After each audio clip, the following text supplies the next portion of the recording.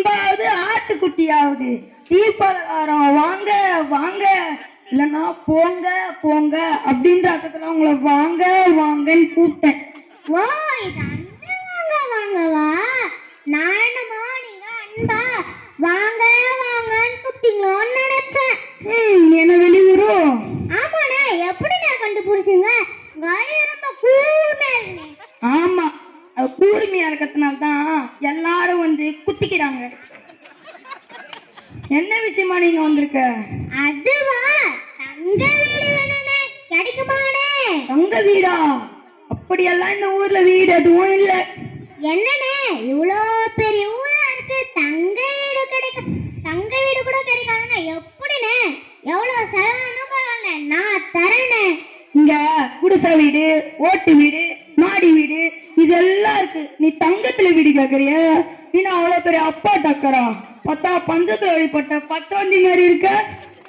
அட, நான் தங்கத்துல வீடு கேட்கலண்ணே, தங்குறதுக்கு வாடகைக்கு வீடு கேட்டேண்ணே.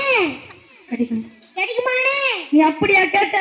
தங்க வீடு வேணும் தங்க வீடு வேணும் தானடா கேட்ட. ஏண்டா கேட்கும் போது தெளிவா கேட்க மாட்டியாடா? தெளிவா சொல்றேனே, தங்கறதுக்கு வாடகைக்கு வீடு வேணும்னே, கிடைக்குமாண்ணே? எத்தனை நாள் படிச்சிருக்க? ஏண்ணே, படிச்சாதான் தங்கறதுக்கு வாடகைக்கு வீடு தருவீங்களா? ஆமா, கணக்கு தெரிஞ்சாதானே நீ வாடகை கரெக்டா கணக்கா கொடுப்ப. கட்டுப்படினே. அப்படியா? சரி, இந்த கணக்கை நீ சரியா சொல்லிட்டுனா உனக்கு வீடு பார்க்க போலாம். சரிண்ணே. நான் 100 ரூபாய்க்கு பஞ்சு வாங்கி அதை 150 ரூபாய்க்கு வித்தா எனக்கு லாபமா இல்ல நஷ்டமா? பெருசாலி ஓடுது போலயே. இல்லனே இல்லனே, நான் தானே செஞ்சேன். என்னனே இவ்வளவு ஈஸியா கேக்குறீங்க? ஈஸியோ தோசையோ எனக்கு லாபமா இல்ல நஷ்டமா தெளிவா சொல்லு. 100 ரூபாய்க்கு பஞ்சு வாங்கி அதை 150 ரூபாய்க்கு வித்தா 50 ரூபாய் லாபம்னே. நீ தப்பா சொல்லிட்ட, உனக்கெல்லாம் வீடு கிடையாது போ. என்னனே, நான் சரியா தானே நான் சொன்னேன். நான் 100 ரூபாய்க்கு பஞ்சு வாங்கி அதை 150 ரூபாய்க்கு வித்தா லாபம் என்ன? வானத்துல இருந்தா வரப்போகுது. உனக்கெல்லாம் வீடு கிடையாது போ போ. என்னனே, இப்படி ஏடாகுமா கேட்டா எப்படினே? சரி, நானே வீடு போய் பாத்துக்கறேனே. ஏய், என் கடைக்கு வந்துட்டு வியாபாரம் பண்ணாம போனா இந்த ஊர்ல இருக்கிறவங்க எல்லார்கிட்டயும் சொல்லி வீடு தராம பண்ணிடுவேன். ஐயோ, சரினே, இந்த போண்டா எவ்வளவு வேணுனே? 6 ரூபாய். என்னனே, 6 பேருக்கு 6 ரூபாய்ன்றீங்க? ஆமா, அது ஆறி போனதுனால தான் 6 ரூபாய். சூடா இருந்தா 10 ரூபாய். சொல்லி கொடுங்கனே. நோ, ஒண்ணு வியாபாரம். இங்க போண்டா எப்படி போறது, வடை எப்படி போறது நானா சொல்லி கொடுக்க பலகார பள்ளிக்கூடமா நடத்துறேன். இது அடைக்கல சாமி டீ கடை. அது இல்லனே, விலைய கொஞ்சம் குறைச்சு கொடுங்கனே. நான் குறைச்சு கொடுத்தா நீ வாங்கிக்கிறியா? சரிண்ணே. உங்களுக்கு வெறி பிடிச்சானே, கல்ல எடுத்து செய்யாருனே. எங்கடா கல்ல காணோம்? ஏண்டா நாயே, யாருக்குடா வெறி பிடிச்சிருக்கு? உனக்கா இல்ல எனக்கா? நீ தானடா விலைய குறைச்சு கொடுச்சுன. இந்தாடா காசு கூட இல்ல. காசு இல்லனே, இனிமே காசு இல்லையா? விட்டுருங்கண்ணே விட்டுருங்கண்ணே, எனக்கு வெறி பிடிச்சிட போதே.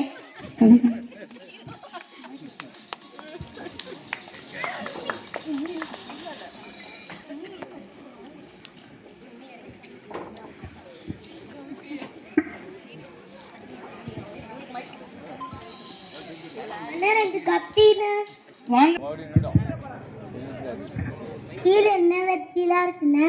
வெரைட்டியே இல்லம்மா, வெறும் டீ தான். 2 கட்டி எவ்வளோண்ணே? 20 ரூபாமா. காலையில டீ விலை முடிஞ்சது, இதுக்கு போய் காலையில டீ விலை முடிஞ்சது, இதுக்கு போய் கேஸை பற்ற வச்சு டீ பாலை காய்ச்சி டீயை கொதிக்க வச்சு வேற வேலையே இல்லை. பாலும் கேஸும் கொஞ்சமா வெளியா விற்குது. இந்தாமா 2 கப்பி. வாடி. சரி, நான் போயிட்டு வரேண்ணே. நாய் மேரி குலைச்சி வித்தா கூட நம்ம போண்டாவை யாரும் வாங்க மாட்டேங்கிறாங்க. சரி, நம்மளே சாப்பிடுவோம். ஆஹா ஆஹா, ஆறி போனாலும் நம்ம போண்டானா தனி டேஸ்ட். நீ யார் வர போறா? கடையிலுத்து வைப்போம்.